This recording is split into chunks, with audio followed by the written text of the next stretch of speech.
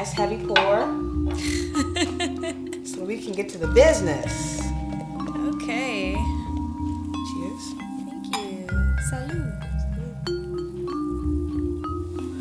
Thanks for joining us tonight. This is my first show, and for my first show here in Brooklyn, New York, I thought it only right to have the original Brooklyn girl, the mayor of Bed-Stuy, Kai. Welcome, Kai, guys. Thank you. I love that you keep calling me the mayor. You are the mayor. In my phone, when you call me, it says the mayor. I'm so not the mayor. I mean, but I'll take it. Thanks. I mean, soon, an alderman or something, a councilwoman, something. Don't listen. Don't be What modest. does the mayor mean? What does that mean? I mean, it means you run shit. Oh, do I? Yeah. Okay. When we walk the streets in your neighborhood, you like shake hands and kiss babies. Oh, Lord. All the OGs know you. All the old ladies. But there is something to be said about that. I do always run into guys that I've known since I was 16 who have been trying to holler and still are. Last time we But I ran into another one actually last weekend who had been in jail for like 10 years. He came out, he was like, you done grown. He came out, he was by Lover's Rock. He had on this electric blue leather jacket on. He was like, yo, I remember I taped 106 in Park when you was on it and I showed it to you. Wait, you was on 106 in Park? I was when Free and AJ were on, and they brought me up on stage, and Free gave me a hug. Damn. I thought I was so special. So you've been a celebrity in the hood.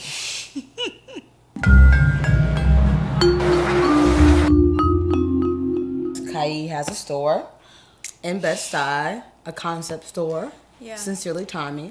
Cheers to that. Oh, thanks. How has your life changed since you opened the store? I don't know. I guess I just work a lot more, and I'm like a real person now. Like a grown-ass woman. Yeah, but like between 12 and 9, and then when I am not at the store, I try to be Kai again. Yeah. But let's get real. Like, how has, like, the reception, like, the newfound, I guess, social media fame, how do you feel about that? Because I know you as a person who's not really into social media and even, like, being really in front of the camera. Yeah, it's interesting, I guess. Yeah? People are weird. What do you mean? Like, I'm just fascinated overall, I think, by people who follow something so easily. Mm-hmm. And I get it. Like, for me, I'm like, okay, I like what I'm putting out there. Mm-hmm. I think it's something of quality, something of value. But just the things people say sometimes or the things they'll do to try to get close, I'm always like... Give me an example. Give me an example of something someone has said to you in person or via social media that you were really like well, it's interesting because I've actually had a lot of people who are really sweet and they're just inspired by this story, so they will reach out, whether it's coming to the store or emailing or writing about it, and I appreciate that, and I think that's genuine. But every now and then I get someone who's a little weird and may show up at the store and just want to talk and be friends because be friends. I mean, that's... I don't want to put it out there. No, tell us. This is the place. This is 306. Apartment 306 is a safe place.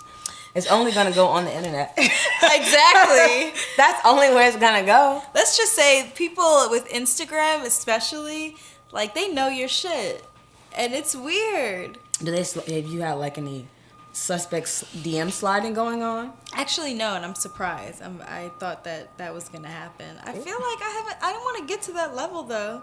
Slide in her DM. Yeah, I want to feel that. Like, you're gonna put her Instagram handle on the bottom. Slide in my DM. Slide in her DM for sure. I won't reply, but it'll make me feel. It'll make you feel good. It'll make me feel like I'm elevated to the next level. Yeah. Because I know girls who get that, and I'm always like, what do I have to do? Maybe I need to like wear tighter clothes or something. No, I mean you recently like kind of broke the internet when you posted a nude photo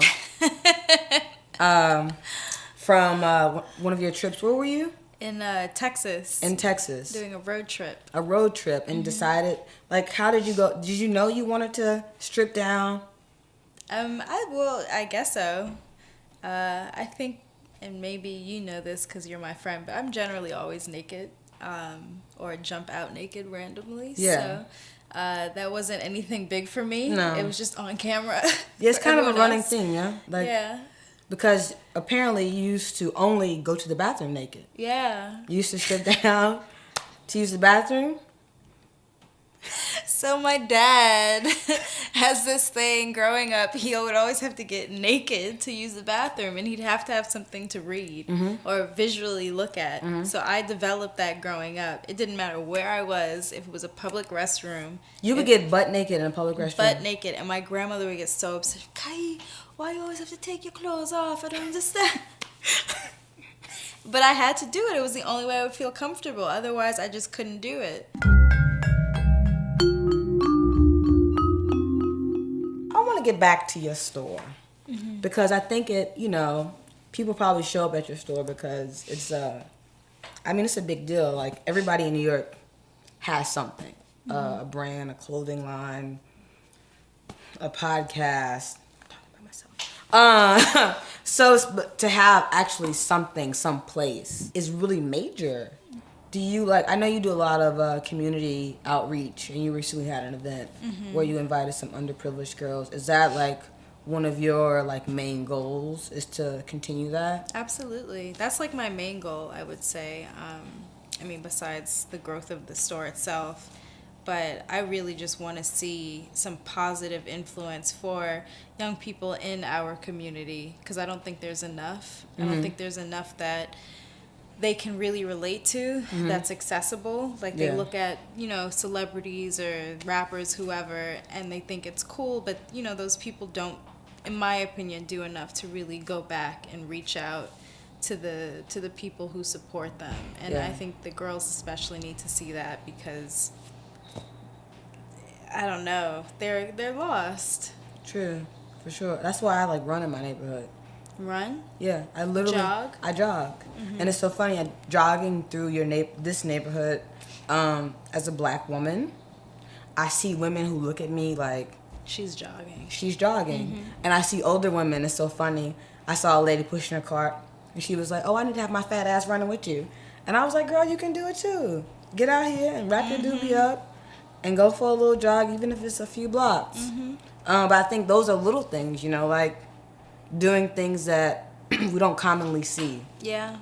If it's jogging by a mile, because I get tired. Yeah, I'm not a runner at all. But you be working out though.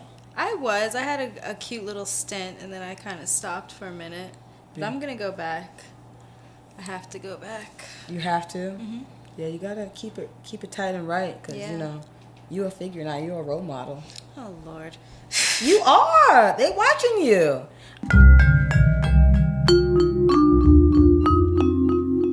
But apparently you were a little badass that liked to be in the mix with grown folks at parties. Well, my mom was the dean of admissions at Colgate University, upstate New York, and she, it's funny, so she got the job because the students loved her, and all the black students, because it's a predominantly white Ivy League school. Yeah. So all the black students loved her. She really fought for the students of color there. And they would always have these parties, and I would always go with her. And I was I don't know, 7 or 8 years old at grown people's parties, with college students. And I remember one party, and I just learned how to do the bogle and this dance where you would smack your butt like that. So I just kept doing the bogle and then this. And she saw me beating my ass, and she was like, "Carly!" You've been giving her trouble. Yeah, but I would always love to go to the parties. I just always wanted to dance with the people. And fast forward to, what's that really good story about when she took you to the rehabs and what?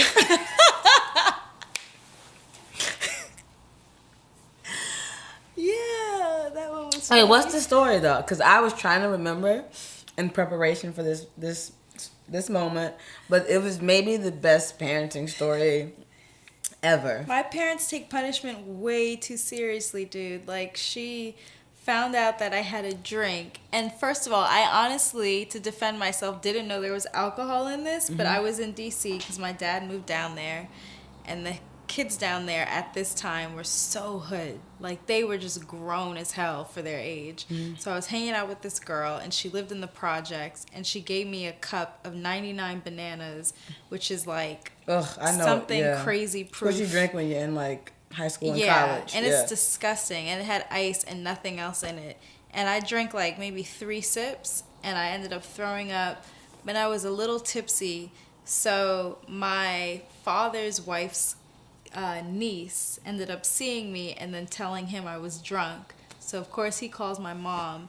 He puts me on a bus that night back to New York. I can't deal with her. And Take her ass back. She is right there when I get off the bus. Mind you, I have no idea what's going on. She picks me up. We drive straight to 42nd Street, and she's like, "Get out." I'm like, "What?" She's like, "Get out and go in that building." So I go in the building, and I see this plaque. It says like women's shelter or something. I was like, "What?"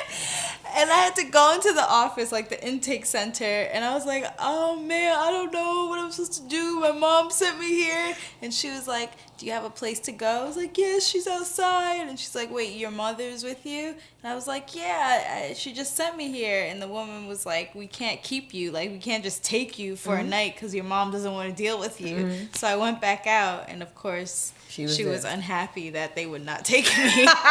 She told me I was an alcoholic. My alcoholic daughter. Take her. So you like in less than 24 hours, you got tipsy, unbeknownst to you, was sent back to New York, and then your mother drove you to a rehab center. Yes. And not a rehab center, a shelter on 42nd Street. A women's shelter. Where I probably would have died that night if the lady let me stay. A women's shelter. Yes. And you're an entrepreneur in Brooklyn. And now I'm an entrepreneur. That is a success See what story. happens? That's a success Send story. your kids to women's shelters. That's a success story. Yeah. You're going to have a Lifetime movie. A Life and Times of Kaid. We all go astray. Yeah. In those teen years. I, too, have had my fair share. Let's talk about that. On the next episode of 306 Late, is there anything you want to let us know about? Other people know about?